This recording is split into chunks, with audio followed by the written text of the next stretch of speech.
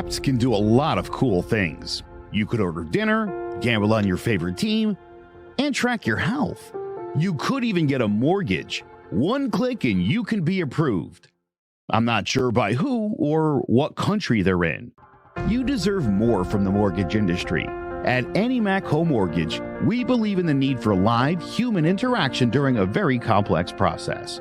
The kind of service and guidance which an app simply can't provide. Our customers are more than credit scores and income documents. They're individuals and families who live in and strengthen our communities. Their story is our story, and that story begins in a home. Chris Sawyer is an expert on providing superior customer service and in meeting the mortgage needs of current and future home buyers. With over 18 years of experience in the industry, Chris is able to help customers migrate through the home buying and home financing process by using his wealth of knowledge as a well-qualified mortgage professional. And best of all, Chris is located in Cromwell, Connecticut, where he has helped hundreds of clients in Connecticut, Massachusetts, and Rhode Island make their dreams of home ownership a reality. Visit chrissawyer.any-mac.com. Email him at csawyer@any-mac.com or give him a call, 860-878-8730. Chris Sawyer, NMLS number 39345, corporate NMLS number 338923. AnyMac Home Mortgage is an equal housing lender. American Neighborhood Mortgage Acceptance Company, LLC. DBA AnyMac Home Mortgage. Lo-Fi Direct. Connecticut First Mortgage Correspondent. License Lender. Broker number ML 338923. Massachusetts Mortgage Lender and Mortgage Broker License number MC 338923. Rhode Island License Lender. License number 201128110L. Call for additional details.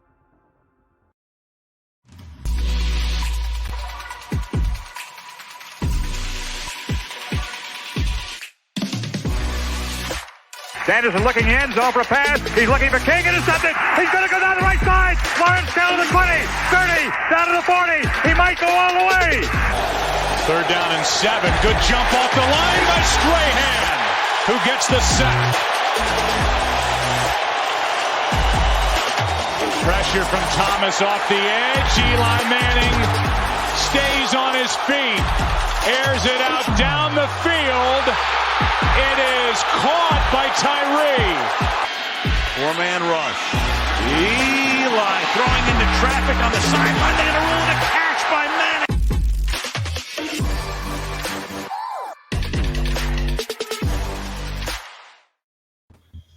Hello, ladies and gentlemen. Welcome to Drawing About the GMen. I am Big J, joined by King Zay and Sean Scanlon. Big shout out to Chris Sawyer of AnyMac Mortgage for that promo there at the beginning. So make sure you check them out. And we got some big news, a couple QB trades, and we're also going to recap the combine and preview the Giants free agency.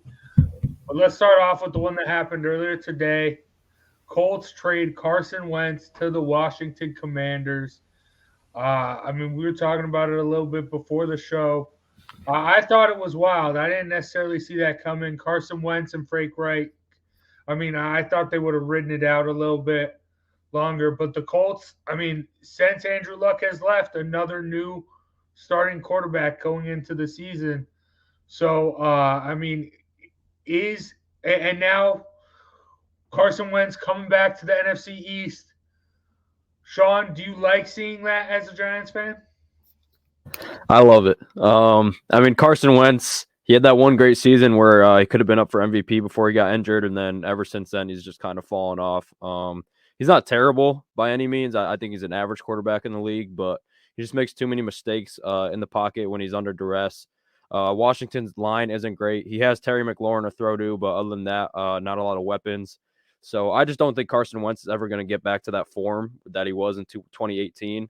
And it's not like Washington has a great offense around them. Their defense kind of declined last year. So I think the Commanders were just desperate for a new QB, especially with this new name that they got. I think that they're trying to market it with a fresh new QB out there. But I just don't think it's a great move for them. I think they didn't really give up too much. 2 third-round picks isn't terrible. But I don't know. No, you're good. But I just don't think it's that much of an upgrade from Taylor Heineke, honestly. He's obviously better than Taylor Heineke, but it maybe gets them 2-3 more wins, but it doesn't make maybe a playoff team at best, but they're not going to go far with it. So I understand that they want a new QB, but I just don't think this was the right decision. Zay, when we're looking at the NFC East here, you got it seems, it's been a roller coaster of or a merry-go-round of who's been the champion past year, and it seems like it's whoever's the champion. They gotta play the good teams at the top of every division, and then that's where they struggle, the NFC East, because it's the NFC least playing outside the division. So now you got this Commanders team with a new quarterback in Carson Wentz, who, I mean, he was okay for the Colts. They almost got in, but can he repeat that with the Commanders? I mean, Dallas, they got their struggles too. Amari Cooper was probably going to get cut, and I mean, and they're going to have to play the defending Super Bowl champs and who they just beat in the Bengals as well next season. So I mean, Dallas has a tougher schedule. Do you think Carson Wentz and the Commanders can take advantage of that, Zach? Yeah. And win the NFC East? Oh yeah. First off, I think actually them going out and getting I guess we can call him now Commander Carson. I think that was actually the smartest decision for them. He actually knows this division very well. He had his best season in his division. He was obviously a runner-up to MVP. Didn't get it, obviously, for obvious reasons. He lost to Tom Brady, one of the greatest quarterbacks of all time. But whatever. So he's shown the capabilities of being a great quarterback, especially in this division. And when you look around this division, what are the Eagles? The Giants are still a question mark, and the Cowboys have question marks now because they don't even know who they're keeping. Basically, they might not have Cooper next year. They might not have Lawrence. They might have a lot of question marks going in to the season next year, and how they'll fill it. That's we don't know. Obviously, there's still question marks. Obviously, like I said, with the Giants, spots they got to fill. So I think the Redskins are actually in a really good position. We know for a while they've just needed really a quarterback, and I think Carson Wentz could actually be that guy. I hate to say it, but in this division, he could be that guy for them. He could win this division, and he could take that team to the playoffs for the first time in their, I guess, new franchise history. So I'm not putting nothing against them. Obviously, anything can happen in this division. We know how this division is, and we know that especially if this, even if you sneak in as a wild card in this division, we know the wild card from this division has done crazy things in the playoffs. So I wouldn't sleep on Carson Wentz and the Commanders. I would probably, give it, see how they perform first before I make any judgment. All right, and it should be interesting. I'm excited. I mean, us as Giants fans, we're going to have to see Carson Wentz 2 more times again every season. So it should be interesting. And also, I mean, Carson Wentz is going to have to play the Eagles twice, and then they also do play the Colts next season as well. So a little bit of a revenge tour there. Speaking of the Colts, though, now how is this going to change up for the Colts? Where do they go as far as quarterback-wise? I've been hearing that they have kind of fallen in love with Sam Ehlinger as being like the heir to the throne, but they still want to develop him. That's what I've heard. But I've also heard Ian Rappaport tweeted that they're looking to get Jimmy G possibly as well. So, Zay, where do you see the Colts going for their QB next season? Probably the draft, if I'm just being honest. I mean, when you look at their situation, I mean, who are you trading, and what are you trading? Who are you trading for at this point? Obviously, you could say Jimmy G, but there's so many other destinations you can go to, so many easier destinations where you could play and have better situations. Obviously, you'll have one of the best running backs in the league in Jonathan Taylor, but we seen how that team fell apart at the end of the last year. Why the heck would I want to go there? You just, you gave a guy one chance and you got rid of him. So if I'm Jimmy G, I'm definitely not wanting to go there. And the market is very thin. There's not many. Obviously, Mitchell Trubisky, the rumors of him wanting to go to the Giants, the connection to all the Bills front office and whatnot. So that's, where there's smoke, there's fire. I always say that. So I don't know that they don't look towards the draft. I don't really know who they could put there. Maybe a Jameis Winston, someone who's coming back from an injury, who's looking to earn a check, and maybe you can get him on like a cheap contract. I don't know at this point. I don't know. Probably the draft, bro. It's really thin out there. The market is super thin. It's rough since Andrew Luck retired. This is going to be another season for the Colts heading into it with a new QB. They'll still call luck. What? They'll still call luck. Maybe. Sean, who are the Colts going to be sending out there week 1? I agree with Zay. I think that they're going to go to the draft. It's obviously not a deep draft class for quarterbacks, but you could find some value in the late first round because they do have a roster around them in the Colts. Zay mentioned Jonathan Taylor. They have some good wideouts. Their defense is still pretty solid. So I think they do have a team ready to win right now. I think that they're just trying to find that quarterback. And obviously the past 2 seasons with Phillip Rivers, Carson Wentz, it didn't work out. So I think they're trying to find that QB that can get them there to win right now. But I just don't think there's a QB on the market that can get them there. I think that Jimmy G, I think that if he goes there, I think they'll be a playoff team, but similar to the past couple of years, I think they'll either lose in the first round or maybe win one game and then get bounced in the divisional round. But Jameis is pretty intriguing. I know that Jameis gets a lot of flack, and I don't know if he's going to be ready by the start of the season. Obviously, he's towards the ACL about midway through the year last year. So, but if they do sign him, I think Jameis Winston could put up some numbers with that Colts team. I think that they have a team that's built to win right now. I just don't think that there's a quarterback out there, especially with Aaron Rodgers going back to Green Bay. Russell Wilson just got dealt to Denver. I just don't see a quarterback out there that's ready to step right in. So I think they might have to go to the draft. But knowing Chris Ballard, he's a pretty aggressive general manager. So I think that they will try to pursue a trade, but I just don't know who they would go after. I don't think Jimmy G would really get the job done for them. Wait, for the record, I said who can they trade, meaning that I think everyone is solid in their spots. Like you don't want to get rid of who you have.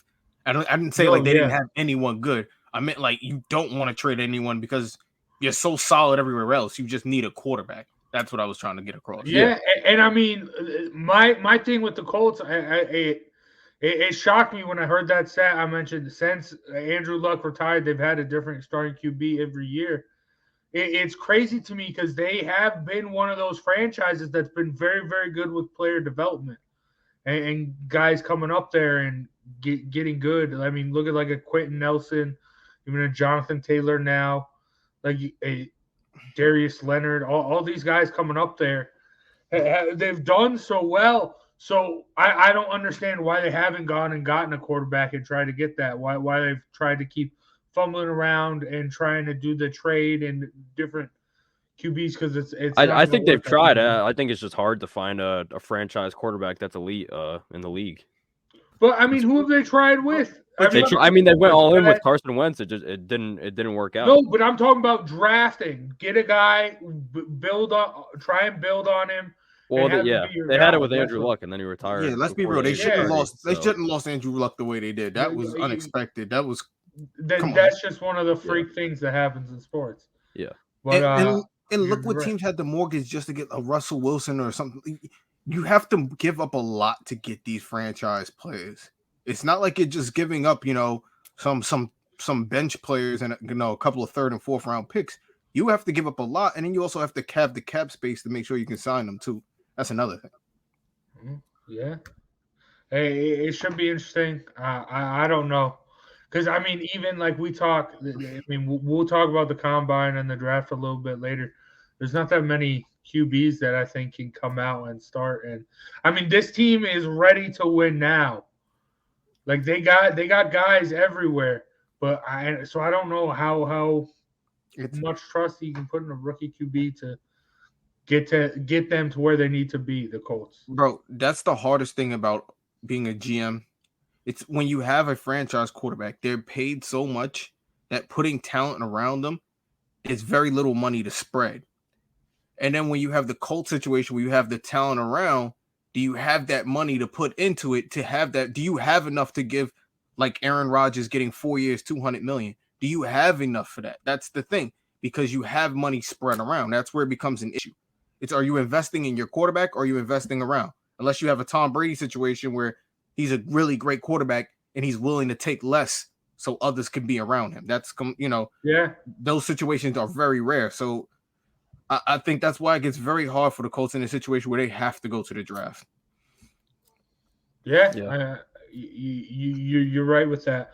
But I will say, I mean, look at these past 2 years with Tom Brady going to the Bucs and Matt Stafford going to the Rams. The Colts, if they can find the right guy, I think this is a team that has Super Bowl potential. They could be that third team with a QB swap, but they just need to find that right guy. They got the talent, they got stuff there. So I'm intrigued to see how they go about this because, like I mentioned, NFL insider Ian Rappaport tweeted right after this trade was made that the Colts are going to get in on Jimmy G. But I mean, I don't know. Even like, I know that the Packers deal isn't like official, but what if this was the Colts' way of like freeing up some room to try and make something? I don't know. That's probably a long shot. Probably won't happen, but you never know, right? They have to hit in the draft. You need to hit. This is why you need your quarterbacks to develop faster now in the league, because the money.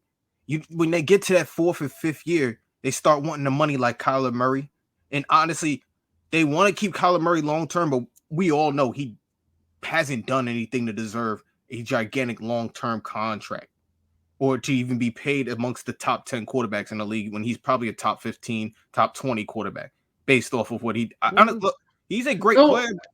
I'm talking about based off of what he did. I'm not talking about based off of his skill. I'm talking about based off what he's doing. No, I agree that he doesn't deserve like the super bag, but I think he's better than a top 15 quarterback though. No, dude. I think he's right around top 10. Like the first half of the season, he could be top 10, and then the second half. Yeah, the second half he falls off. That's why I say it's so hard to judge. He gets banged up a little, and he can't recover from it. But that's why you want them to every hit year. young. It's the same thing. He's been in the league for 3 years. Yeah, and it's been the same thing every year. He gets injured. I agree, but playing hurt, and he plays hurt, and he plays like shit hurt. Look, the Chiefs run into an issue I don't too. disagree, but he's better than a top half of the league quarterback. Maybe when he's healthy and when it's early in the season, yes. When it gets late in the season, when it gets to the playoffs, we don't know who Kyler Murray is anymore. That was atrocious, that performance last year. I mean, he's only made the playoffs once, so he's obviously it was a terrible showing against the Rams, but he's still got. I think he has that potential, but right now, I mean, he stay healthy and stay consistent all year, and then we can talk about you being that good. That's fair. I'm saying I do agree with Zay though. I mean, you win with rookie quarterbacks on the rookie contracts. That's especially with a team like the Colts that already have the pieces around them. If they can find a quarterback that hits right away on that rookie contract for super cheap, it will be huge for them. I don't know, maybe like Malik Willis or Matt Corral, but I don't know. But luckily, they do have a good line. They do have some good receivers with Pittman, T.Y. Hilton. They got Jonathan Taylor, so they do have an offense built ready for success. It's just that quarterback, has to be ready to come in and contribute right away. Yeah, I will say, I mean, the situation being that good, as good as it is, if they wanted to bring in a rookie quarterback, that's just going to help their development, being able to have the time they can. Need a Burrow. They need to find a Burrow. You're right. I mean, talk about but I don't think there's a Burrow in here. That was technically his rookie year last year. I mean, he got hurt. This ain't the NBA, man. How many games did he get in before he got hurt? Like, yeah. I mean, he only played like half. He only played like half the season. Of the year over Donovan Mitchell. I don't want to hear that crap. That was like, you're just salty about it. Yes, I am very salty about that. And we can. Hey, stay tuned after this for posting up. That's for another show. Yeah. And should be fun one tonight. Yeah, NBA draft or all-time NBA draft should be fun. Whose team will win? Yeah, but all right, let's go from one QB trade to another. The one that actually actually matters. The Seattle Seahawks trade Russell Wilson to the Broncos. It's crazy. I kind of understand it. I get it. I mean, the Broncos, they wanted to do this. They wanted Rodgers. Now they get Wilson. This is how the Broncos win. They have that quarterback. And, I mean, this is how they won Peyton. Now they're bringing in Russell Wilson. But, I mean, the crazy thing to me about this trade is never in a million trillion years would I have thought Seattle would have kept Pete Carroll around longer than Russell Wilson. That is wild to me. But really on the Sounders? That's gonna be odd. That's gonna be awkward. They play the same stadium, I believe. yeah. But I mean, I don't know, man. But I'm excited. The Broncos, obviously, they have that defense. I mean, they were competing to get into the playoffs last year. Now you got Russell Wilson. They got the wide receivers in Judy, Cortland Sutton, Tim Patrick's. He'll be a solid 3 option. You got Javonte Williams there. Does this make the Broncos a Super Bowl contenders, eh? Especially now, I'm sorry. First off, the division is just a monster in the first place. For you to think that you're going to insert Russell Wilson into this division and instantly win it, yeah, good luck. Wait, Russell Wilson's playing in the best division in football. Here's the thing. So why wouldn't he be able to succeed in this division? Here's the thing. Again, the Cardinals, we know what the Cardinals are. They're hot smoke. Let's talk about it. They're not real. The 49ers don't turn it on until the end of the year, so we know how that goes. So I wouldn't just jump and throw that division as the best division in football, but here's the thing. They got to play together before anything. We don't know if there's going to be chemistry. We know Russell Wilson's a great quarterback, but we don't know how he's going to, mesh with the offensive coordinator. There's a lot that goes into this before we can just start throwing teams into the championship category. They don't have Von Miller.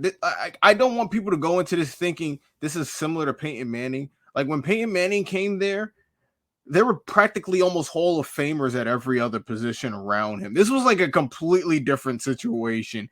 Jerry Jeudy is no Demaryius Thomas. No disrespect, but he's just not. I'm sorry. That team was loaded that year. And to assume that this is just going to happen again, I don't think it is. And not to mention that defense, elite. They don't even have Von Miller anymore. Hopefully he'll come back if he doesn't go back to the Rams. Bradley Chubb is good. They could get Von Miller. That would be wild. Von Miller's coming back. They could get Von Miller. That would be weird and awesome at the same time because then they're not that super team that Odell went there for. So what's going to happen with him? That'd be weird because he expressed interest in coming back. But I thought it was because they thought they were going to get the band back together and make another run at it. But yeah, there's a lot. I'm not throwing any team, especially that made a trade and just got a new quarterback into the championship mix right away. No, I'm not doing that. I don't care. I'm just not doing it. Never will. I think whenever you have a quarterback on your team like Russell Wilson, you're at least in the championship conversation. Why? Were the Saints in the championship conversation last year? No, they didn't have Russell Wilson. They didn't have the Seahawks. I mean, not the Seahawks. The Seahawks last year, before the year, yeah. When I said they weren't going to make the playoffs, you looked at me wild. Come on, stop it. There's a difference between making the playoffs and being a championship LeBron, you just put him on any team and they're instantly a champ. No, it's not that way. Russell Wilson he loses games. Look, Russell Wilson is a great quarterback, but to me, he's still a tier below the Aaron Rodgers and Tom Brady's for me. He's still a tier below. He's a great quarterback, but he's not that quarterback where you could put him on any team in any offense and think it's just going to work.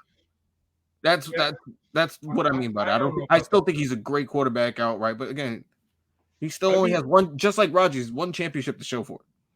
Yeah, you're right. And I mean, last year I don't think was that good for him because he got injured, especially on his throwing hand. So I think that's rough. But I don't know. He's good enough. I think he'll get it done. I think he'll do some great. It's going to be interesting seeing him go against Patrick Mahomes twice a year, Justin Herbert twice a year, even Derek Carr twice a year with Josh McDaniels. So it should be interesting. He's in another great conference, I mean division, and I think he definitely needed a change of pace. Also, this might be one of the best O-lines he's ever had, which is really big because, I mean, he's not forced to cook not forced to run for his life and then make a play down the field as much. He can play the actual game and set up and get reads and all that stuff even better because he will have the time to do what he needs to do, which was the biggest issue for him in Seattle. So I think he is going to be – I think he's set up to succeed.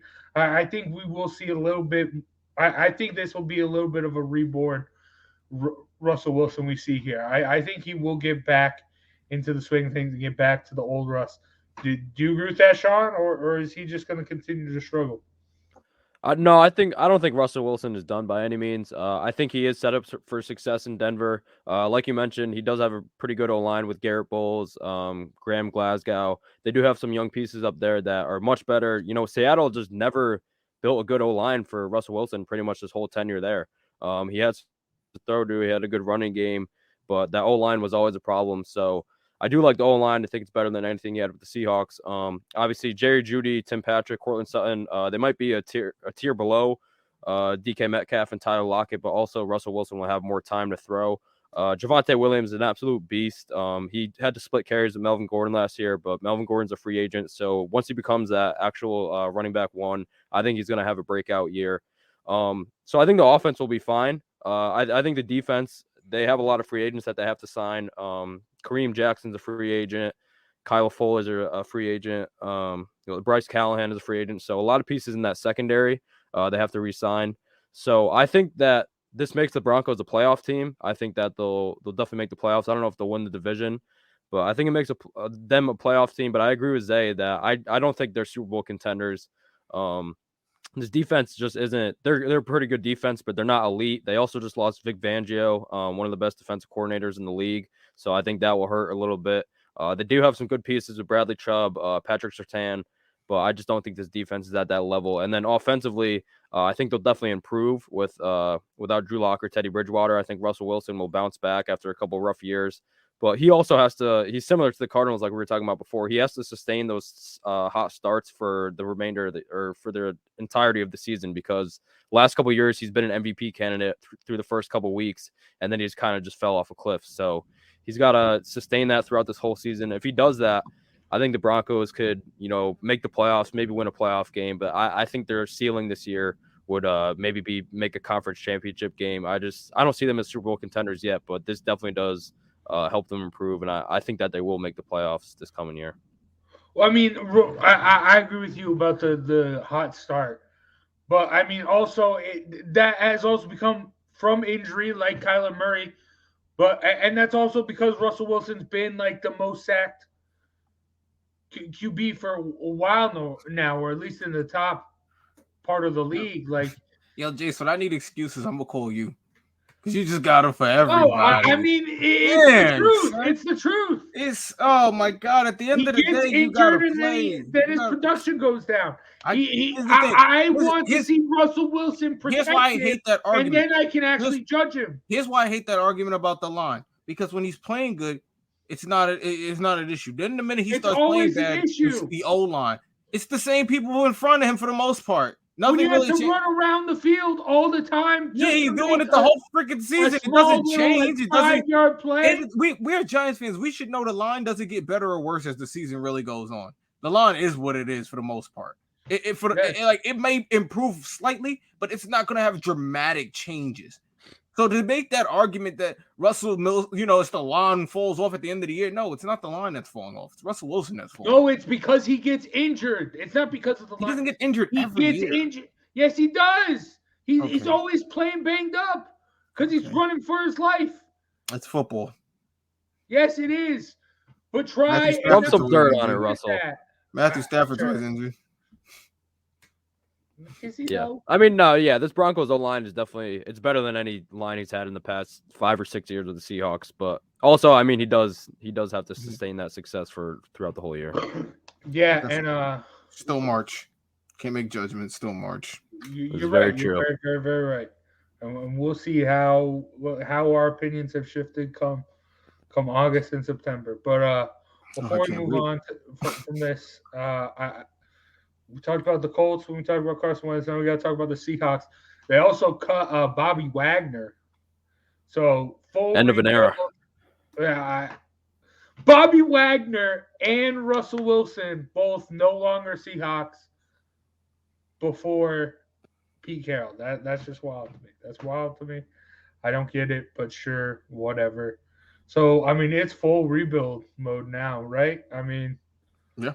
Just tank and hope you can get something, right? I mean, yeah. It's going to be weird. Because throughout the whole 2010s, I mean, the Seahawks were always a staple as like one of the best teams in the NFC, making the playoffs every year. But it's definitely a new era. I mean, the whole Legion of Boom defense is gone now. Russell Wilson is gone, so they're going to have to start from scratch and rebuild from there. And Pete Carroll's getting up there in age, so I don't know how long they're going to hold on to him either. But it will be interesting to see. I think it's definitely going to be a rough year for Seattle, though. Do you think they just do like what the Jags did and just keep selling guys, like get rid of DK Metcalf and anyone, Jamal Adams? They could. I mean, they could.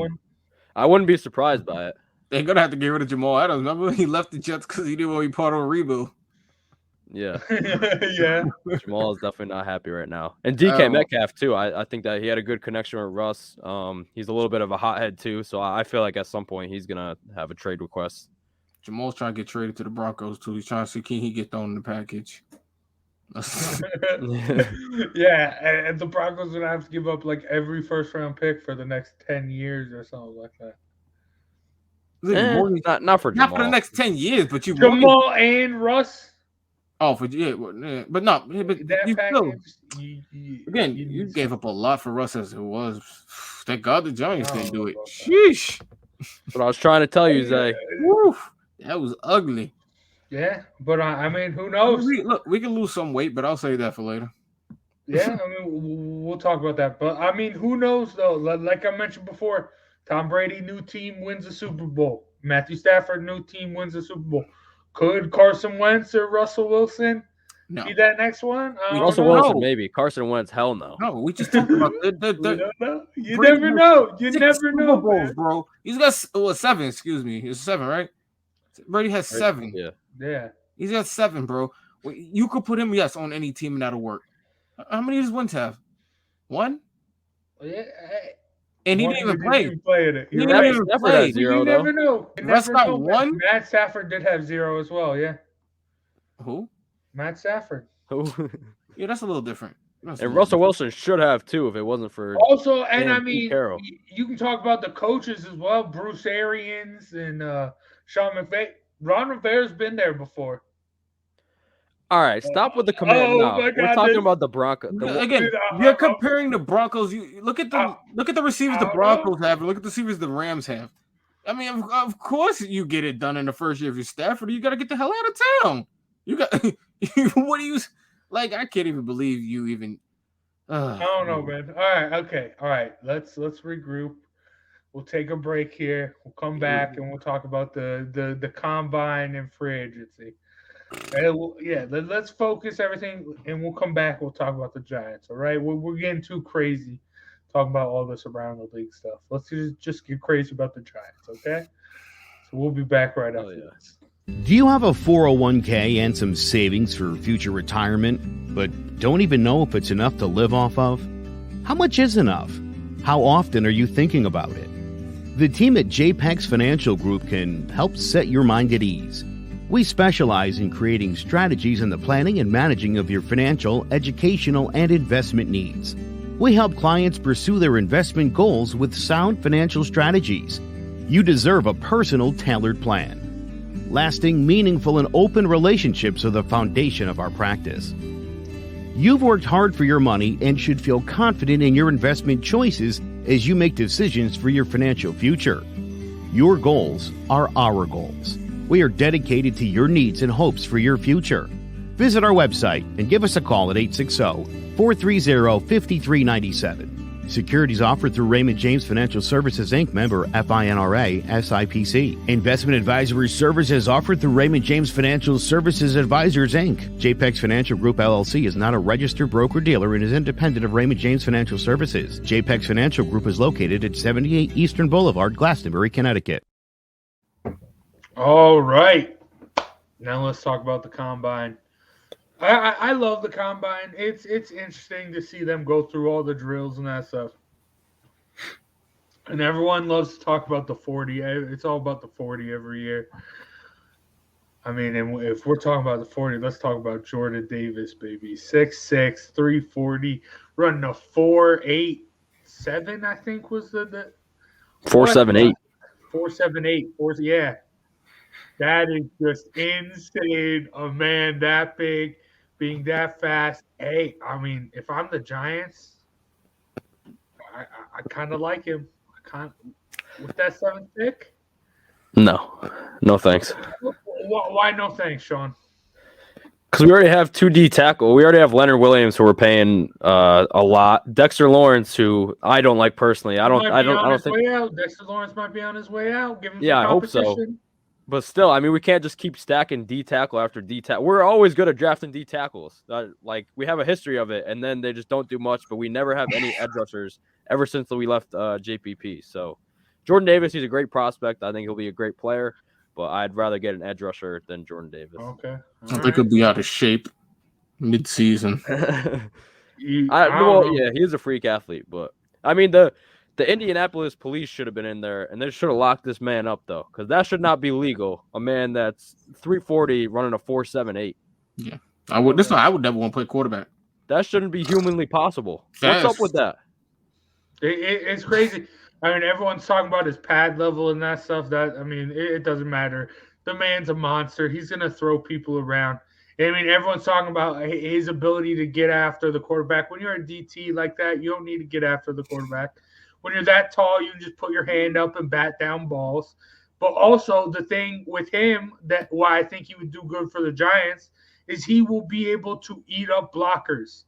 He'll be able to eat up a guard and center to free up a guy like Ojulari to get on a one-on-one situation, Quincy Roche to get on a one-on-one situation, and get and show a little bit of that edge rush that I think they have in them, and be able to get after the quarterback. But I get what you mean. There's a lot of great edge rushers, and I'm sure we'll talk about them. But Jordan Davis, man, that dude's it was crazy to watch him at the combine, and people still got him. People still like in the mid-teens. I don't know, man. This dude's a stud. This dude's a stud, and I think he'll be up top 10 there. I think you can make the argument for number 1 overall, to be honest with you. He's a beast. Right. He's a monster. You lost me there, Jay. All right. Let's talk. Hold on. Actually, Todd McShay, the man from Bristol, he put out his latest mock draft today. You want to know what he had the Giants picking? A wide receiver. Yeah, I don't. What? What? He took a wide receiver. An edge and a wide receiver. No O-line. What is going like? It's ridiculous, but hey. Why do you know Joe? Big bucks. Hey, they're the analysts, right? If Joe was here, he would be yelling at you for listening to mock draft. You're right. You know, the agency hasn't started. You're right. Like, I don't know why they make their mock drafts. Let people have free agency first. You don't be up here mad. You're right. All right, let's get back to the combine then. You're right, Say. Sean, who is someone that impressed you at the combine? I mean, it was obvious, but I mean, it was Jordan Davis, the guy that I wrote down. I mean, just a dude that size, running that fast, and also, I mean, his vertical and his broad jump were pretty impressive too. So, look, I don't have him on the Giants' radar, but I do agree his draft stock definitely rised up. I know some of the mock drafts I saw before the combine, he was like low 20s, like mid 20s, but his stock definitely just went up. But I just don't like him for the Giants. But yeah, I mean, all those Georgia boys though. Trayvon Walker also had a very good combine. I don't know what Kirby Smart is feeding them down in Georgia, but it's ridiculous. So a lot of the Georgia guys did really good. Nakobe Dean as well. So they're all those Georgia defenders from that national championship team. I'm sure there'll be a lot of first rounders out of them. Yeah, Trayvon Walker's the guy that the Giants could pick at that edge. Who do you think the Giants should take then, Sean? I think you got to go one of the tackles with one of those picks. Now that the Jaguars just franchise tagged, what's his name? Cam Robinson. Okay, Cam Robinson, yeah. Now that they franchise tagged him, I'm pretty sure they're going to go with either Hutchinson or Thibodeau. So that has one of the tackles just falling even further to us. So either Charles Cross or Ike Ekwonu from NC State. I think you got to go with one of those if they're there. And then if Kayvon Thibodeau, I've seen him dropping in a lot of mock drafts. If he falls to us at either 5 or 7, I mean, you got to run up to the board with that. We need a pass rusher desperately. I know Ojulari is good, but if we can pair another one up with him, especially like an elite guy with Thibodeau, I would definitely want to do that. So one of those tackles, Kayvon Thibodeau, and I like Tyler Linderbaum too. I know centers aren't super valuable, but I mean, he's a beast. He's the best center in the country by far. Nick Gates is going to be out probably all next year, and he's one of the best O-linemen overall, and you need somebody up there to call out the defenses. You need a strong interior O-line, which we haven't had in a couple years. So I wouldn't hate Tyler Linderbaum at 7 either. Yeah, I like both. I like Linderbaum. He's a beast. I think he'll do well. And also Shane Lemieux coming back from injury. I think he'll I like him at guard. He hasn't really had a chance to shine. So I think he had a chance. Listen. He can't pass protect for anything. Listen. All right, but on to Kayvon Thibodeau. That dude, why don't you like Thibodeau, Zay? No, I like him. But, I mean, when you have all these – when everyone's talking about your motor and that stuff, everyone's saying you take time off, you take plays off, you're very lackadaisical at times, you're sitting out unintentionally. When people are talking about that and you go to the combine and just run the 40, you're feeding into all the haters and that stuff. Go out and actually perform. Go do what everyone else is. When people are talking about your motor, you don't just take drills off and that stuff. So, I mean, I get it. I think he will be a stud. But I think that's going to be an issue, He'll be fine. An underlying issue. Because, I mean, it happens. It's on tape. We saw it at the combine. This isn't an issue that just goes away. Especially when you get your first paycheck of a lot of money. I think that's going to actually worsen it because then you're going to have all these other distractions. So I don't know. I'm very, very skeptical on Kayvon Thibodeau.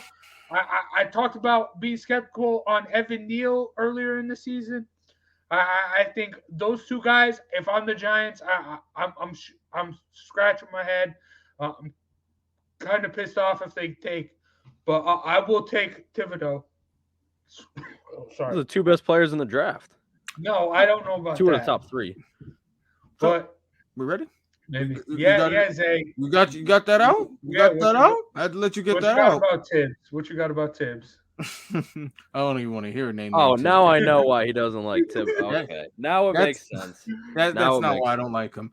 Jace pointed out every reason why I don't like him. He's your Davion Clowney 2.0. We've seen this picture before. He's going to be one of these players that fall off a cliff 2 years into the league. I'm telling you now. He'll come out having a good year, and after that, he'll go disappearing. Look, I don't even know what Chase Young's going to be. And he had a great year in Ohio State, and wasn't that great last year and before the injury. He was all right. So I'm not too big on this. I got other guys on my list. And again, like Joe says, it's hard to add players because you don't know what the Giants are going to do in offseason. They could go out and get Bobby Wagner. You know we need another linebacker. You know, obviously, Bobby Wagner, we wouldn't sign him to no long-term deal. But if he can still play, you can put him next to Blake Martinez, and hopefully them two can play together and make something work out, because anything could be better than Cam Brown or what's the other linebacker we had there? Tay Crowder is not. Tay Crowder, yeah. Yeah, with what money are we going to go out and get Bobby Wagner? Look, if you got to think at this age, he's got to be willing to just take any. I would hope you'd be willing to just play. Yeah, he's old, he's had injuries. Giants. We'll see. Who knows? You never know. You really never know. And again, if they address the O-line and actually pull out something, they might not draft O-line first round. We don't know what the front office is going to do. So obviously, Sean mentioned all the O-line players that the Giants will go after. So I'm not going to go out and revisit that. I put together my own list of players I would like to see the Giants go get. Those 3 players. The first player on my list would be Devin Lloyd.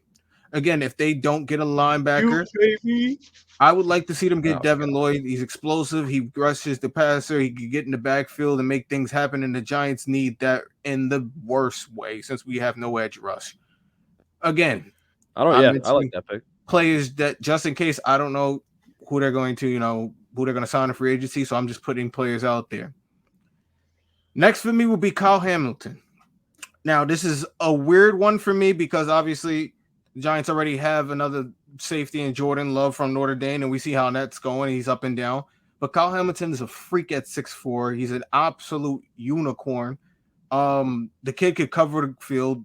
He can cover the field no matter where he's playing. Gets down the box, makes the tackle. The Giants need a safety that can get in the box and make tackles. We've seen what happened last year when they don't have a safety that can come on the blitz and make it. The Giants obviously end up vulnerable on the other end, and our corners end up getting beat because we don't have the best corners in the league. Which brings me to my last pick, Sauce Gardner from Cincinnati. I think the Giants could use him, especially not knowing if we're going to get Bradbury back if he doesn't restructure his contract. You could plug him in there. He can instantly be a starter for the Giants in that secondary, and he can also do punt return because the Giants need punt and kick return in the worst way. So those are my three guys I'm going to put out there just out of the box because obviously everyone's going to say O-line. I'm just thinking out of the box real quick. My opinion, three best available. What is going on? I like that, Zay. I like that a lot. I like that a lot, especially Sauce Gardner. I love Sauce Gardner. He's a beast. Cincy, baby. But, I like all those picks. They all would be interesting. I'm excited to see free agency, how that plays out, and see what goes on here. But, I mean, can't necessarily not mention the QBs, even though it's not a big QB draft class. You don't have to mention Desmond Ridder was a beast. Did you see his 40?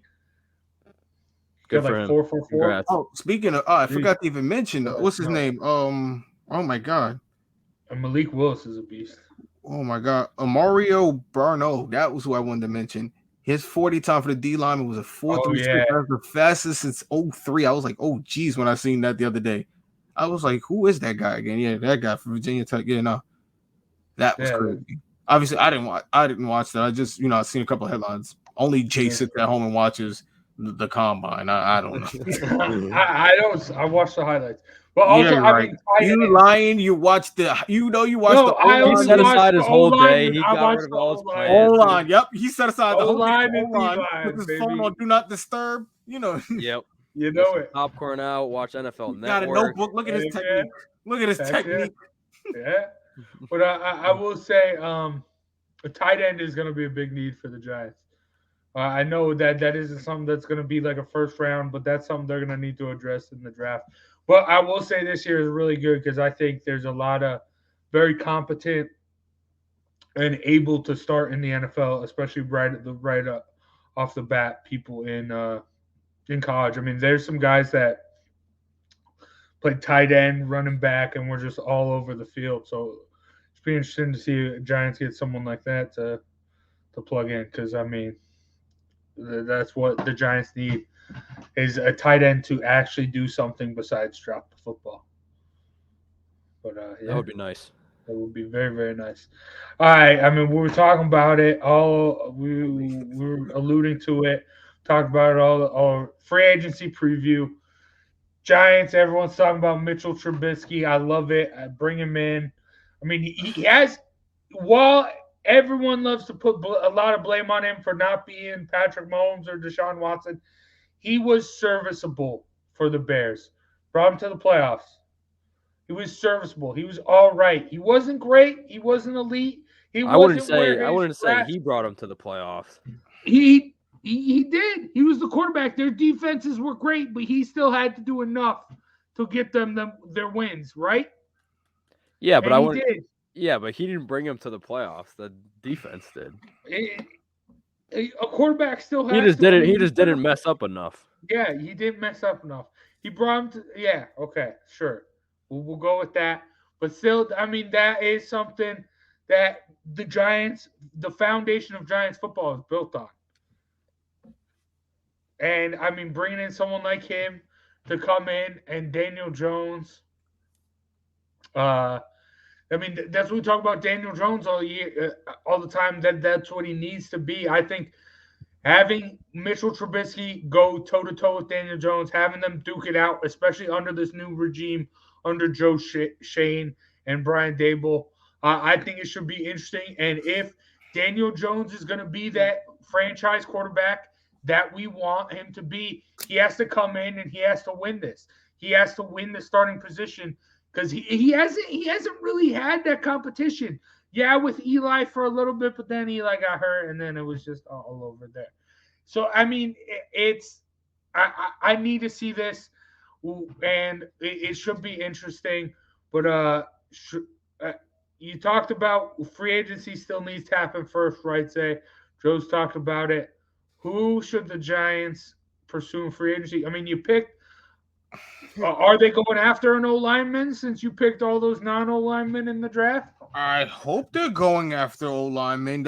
I told you when it comes to certain positions, I'd rather have guys who are known commodities. I'd rather not draft and hope and wish on a prayer. Obviously, again, we got really lucky with Thomas. It wasn't looking good in the beginning with Andrew Thomas. It was like, damn, did we really take the best offensive lineman available? Like, so obviously he's turned his career around. So hopefully that's a good thing. But I don't know. Maybe I don't know. I hope. I wasn't obviously thinking of who they can get as a lineman. Free agency. Like I said, I mentioned I hope they would go after Bobby Wagner and make my dreams come true. And but I don't think that's going to happen. Again, the Giant. It's hard to have a Giants free agency outlook knowing the Giants ain't got no money. Right, as it stands right now, currently as it stands, they ain't got no money, and that's why I really haven't been digging that deep. If they could clear up $40 million, again, I said I hope they can go after Bobby Wagner, but then again, that takes up a huge chunk of that $40 million right off the bat. So I don't know how that would go. I don't know, Sean. Help me out, bro. You got linemen? I don't know. Yeah, no, I was in the same exact boat as you. I literally have not even been paying attention to free agency this year just because I don't expect the Giants to go out and spend a lot. But I was looking at some of the names before we went on the show. I think they have to go after interior O-line because obviously we need a tackle on the right side next to Andrew Thomas, but I'm assuming that we do that in the draft, even if it's not first round, maybe even second round. But that interior line is still a mess right now, especially with Nick Gates out. Will Hernandez, terrible. He's a free agent, so hopefully he's gone. And then Shane Lemieux, I know Jason's a big fan of him, but I just don't think he's a starter in this league. I think he would be a good depth piece. So a couple of names, James Daniels from the Bears. He's a free agent from Iowa a couple of years ago. I think he's a solid guard that they can go after, and I think it would be for relatively cheap. And then Laken Tomlinson, guard from the Niners.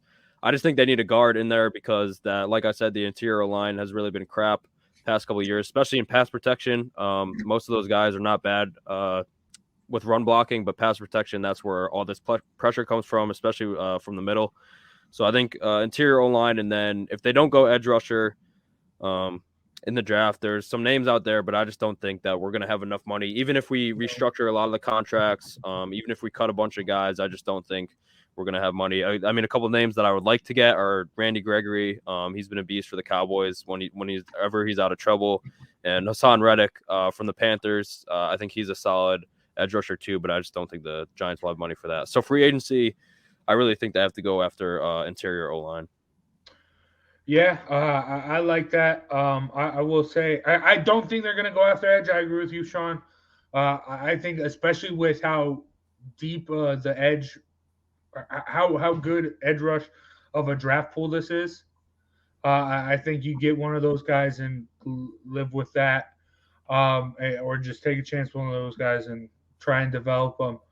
But I do think I mentioned Jordan Davis. I mean before, but I think you do need to bring in another interior guy, especially with the certainty of Dexter Lawrence being with the future of Dexter Lawrence being uncertain. That's what I was trying to say there. And I think a guy like Calais Campbell, for very cheap, bring him in, have him kind of like work with him, mentor Dexter Lawrence, try and learn from him, and give him some competition, especially in this prove-it year for him. So I think something like that. And we're talking about O-line. I think a guy like Bradley Bozeman, interior O-lineman for the Ravens, he played center and guard. I think you bring him in, try him. I mean, we've seen how they like to shift up, or that was Joe Judge, but how they shifted up the O-line. And I think when you have a guy who can be versatile like that, knows how to play that, knows how the defense looks from all those different angles, I think that would be really good and beneficial. And you also have a former teammate of his in Bridson on this team as well, so that might help them. So I think those two guys are going to be guys they should go after. And I mean, I don't want to hear any wide receiver stuff. I mean, you got the talent there. They need to figure it out. No one's gonna go out and get another weapon. If you're gonna get another weapon, have it be a tight end. I don't know. A lot of people still talking about going after and getting like a Martez, Valding-Scantling, or something like that, or getting someone in the draft. Nah, Giants don't need a wide receiver. And He's also, gotta I stay mean, healthy. I'm here. Cole Beasley wants to come here too. Ugh. I don't need no more ex-Cowboys. But I will say I'm gonna applaud the Cowboys here for a second. I know it sucks. It pains my heart to do. Listen, them cutting Amari Cooper is smart. He's old. He's getting injured. He's getting banged up. He's missing games. Yeah. Don't try and restructure him like you're doing with Sterling Shepard. Just cut him, get the cap space, and try and bring in someone new who can actually help. See, that's where you're wrong. I would have probably restructured Amari and cut Shepard. That's the way. Amari still has a little. He'll go to New England or something like that, and watch. He'll be a dog again. He'll go sign with New England. He'll get Mac Jones, and he'll be a dog again all of a sudden. That's how it'll watch. I don't know. Shepard, I think it's case for Shepard. I don't think he's that good. I think he's decent when he's healthy. Y'all know how I feel about him. I ain't got to tell y'all again. Yeah. I mean, we all feel the same way now, man. I mean, Shep's just got to go. Yeah, I love Shep, but I agree. If they cut him, I would be fine with it. Or I mean, take a pay cut, sure, free up something. But I mean, I'm not mad. Take a pay cut for what? I don't know. That's what they're trying to do. They're trying to restructure him. If you I don't know why. Just write his name down on the injury list week 1 because he'll be there at some point. Just keep writing it every week. It's like the Browns using the franchise tag on Njoku. You're just franchising a guy to spend 10 weeks on the IR. Just wasted the franchise tag. Shepard had an Achilles injury too at that, like right at the end of the year, so it's not even like he's going to be ready for start. No, you can come back. You can come back. You can come back from him. Yeah, but I think he's going to miss at least the first couple weeks though. No, I'll be back. Trust me. He'll be back. No, experience. He'll be back. Well, he'll be back just to get injured again. Cut him and restructure something. Yeah, I mean, if we cut Shep, we save about $4.5 million. So I think they got to do it. They could honestly, I wouldn't be surprised. They could cut him now, and then by preseason they could re-sign him because I don't think anyone else will take him. Let's be real. Someone. Let's be completely no. Not for $10 million a year like we did. There's not much money in cutting him neither. It's not like we're getting a huge sum of money. You know, it's not like we're getting $20,000 for cutting. It's still something. Yeah, we need everything we can get right now. Yeah. We're in the negatives. Yeah, it's rough. But all right, we'll continue to keep it going, especially as free agency ensues, and hopefully Joe Shane can figure out something to free up a little bit more cap space. One thing I don't want, I could totally see this playing out. It would be a Gettleman move. I don't want them to bring in Eric Fisher and have him be like a Nate Solder. There's a guy who's way past his prime coming in, just taking up a spot, being a liability on that O-line. Don't do that, please, Joe Shane. Please, sir. Yeah, you got to build this O-line through the draft. Through the draft, figure it out, and build something that can last and can keep the Giants competitive. Come on, I think Joe Shane and Brian Dable can do it, but this is the foundation you're gonna have to build upon. I mean, you've already made some good moves. I like Kyle Rudolph felt good. I like the Devontae Booker cut. And now you're gonna really have to prove yourself here with free agency and the draft. And let's see. I'm excited to see what happens because I think the Giants can turn it around, but we'll see. Hope so. Yeah. But all right, if you're a basketball fan, stay tuned after this because we'll be going live with the Posting Up podcast. But that's going to do it for John about the GMen. Big shout out to Chris Sawyer and Annie Mac Mortgage for sponsoring today's episode and JPEG's Financial Group But I'm Big Jace. That's King Zay. There's Sean Scanlon. And we'll be back next week, hopefully with Joe Guire back to talk more. Joe don't like us. He don't like us no more. Maybe. So we can go over Joe's mock draft. We gotta change our intro. That's what it is. Thing. We gotta change our intro. That's what it is. Keys to the City got a good intro. That's why he stays there now. We gotta we gotta rap on our intro or something. Oh yeah. I guess maybe. But come with a fire verse, Jace. Oh yeah. Maybe, I don't know. Maybe he likes staring in the eyes. I don't know. All right. Thank you guys for watching. Thank you guys for listening, and we'll see you next time on John About the GMen. Take care.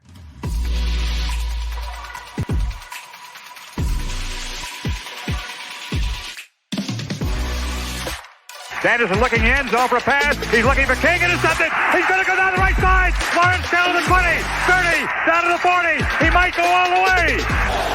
3rd down and 7. Good jump off the line by Strahan, who gets the sack. Pressure from Thomas off the edge. Eli Manning stays on his feet. Airs it out down the field. It is caught by Tyree. 4-man rush. Eli throwing into traffic on the sideline. They're going to rule the catch by Manning.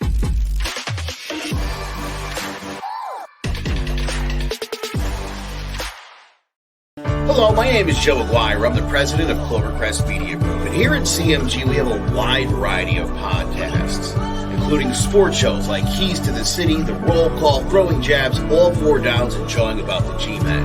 And great true crime shows like Sticky Week, Crimes and Consequences, Ivy League Murders, and Bird, the unsolved murder of David Eichmann.